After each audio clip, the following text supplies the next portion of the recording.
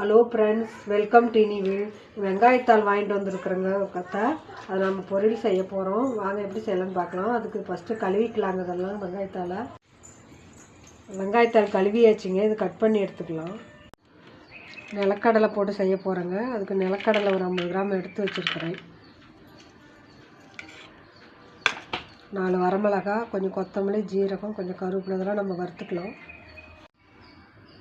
வெங்காயத்தாள் பொடி பொடியாக கட் பண்ணிக்கணுங்க. பொடியாக கட் பண்ணியிருக்கிறேன். அதுக்கு சின்ன வெங்காயம் கொஞ்சம் கட் பண்ணியிருக்கிறேன். வெங்காயம் போடுறதுனாலும் போடலாம், இல்லை தேவையில்லை. ஒரு பச்சை மிளகாய், கொஞ்சம் கருவேப்பிலை. அடுப்பத்தை வச்சு கடாயை வச்சுட்டுங்க. கொஞ்சமாக ஆயில் ஊற்றிக்கலாம். மிளகா செலவு வறுக்கிறதுக்கு கொட்டிக்கலாம்.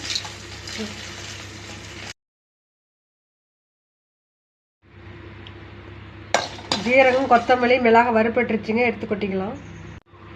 எடுத்து வச்ச நிலக்கடலை போட்டு வறுத்துக்கலாம்.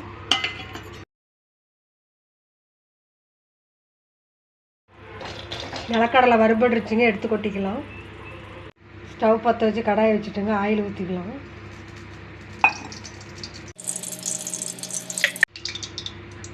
கொஞ்சம் கடுகு போட்டுக்கலாம்.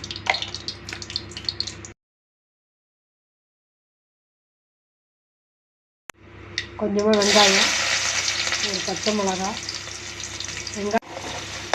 வெங்காயம் போடாமல் செஞ்சாலும் நல்லா இருக்குங்க. நான் கொஞ்சம் போடலான்னு போட்டிருக்கேன். வெங்காயத்தாளை கொட்டிக்கலாங்க.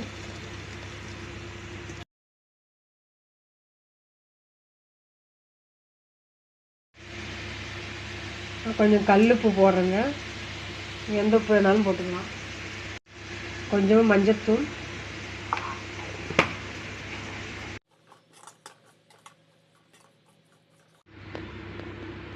குக்கரில் போட்டு தண்ணி தெளித்து ஒரு விசில் விட்டுக்கலாங்க. அதனால் நான் குக்கரில் மாற்றிக்கிட்டேங்க. கொஞ்சமாக தண்ணி தெளிச்சிக்கலாங்க. ஒரு விசில் விட்டு எடுத்துக்கலாம்.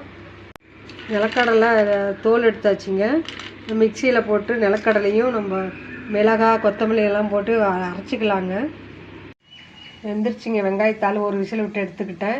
நம்ம கொத்தமல்லி, ஜீரகம், வரமிளகாய், நிலக்கடலை வறுத்த பொடி போட்டுக்கலாம்.